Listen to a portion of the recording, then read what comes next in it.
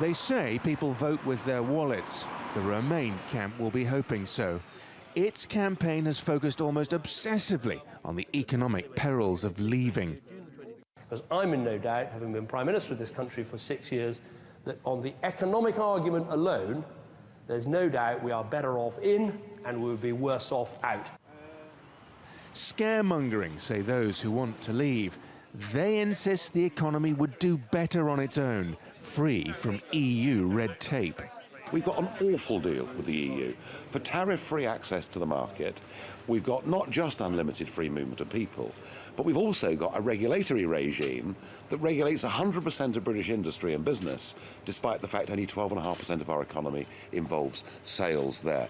This campaign has produced a blizzard of scary statistics and terrifying projections. But there are some numbers we can trust.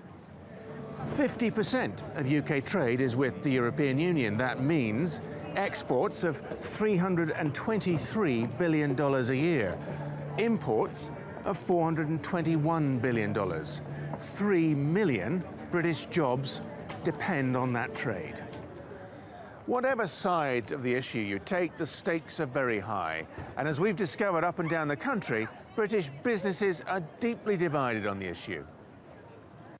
Chesterfield in the north of England, once the country's manufacturing heartland.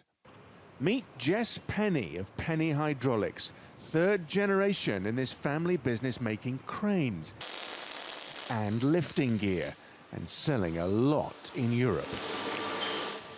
This new warehouse is being built with European grants. Last year was their best ever.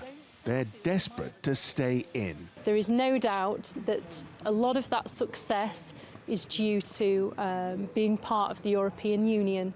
And I have no doubt in my mind that were we not part of the EU, we would not be in this position today. I just really hope that common sense will prevail. But in Sandwich, in the southeast of England, they're much more sceptical about Europe. This is Emma Pullin, director of the British Hovercraft Company.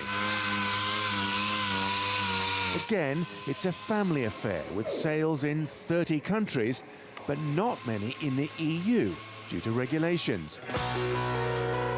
The Kuwaitis use them for clearing mines, Finns use them for Arctic surveys, and the rich just use them for having fun.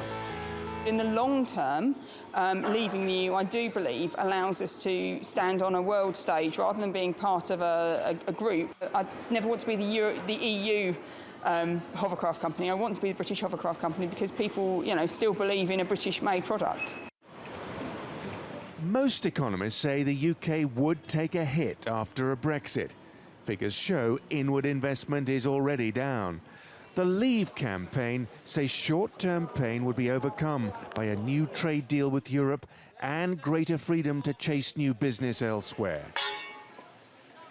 It's asking voters to trust them that things will be all right, but it's a big ask. David Cameron and the Remain camp hope voters won't take that gamble. Simon McGregor-Wood, TRT World, London.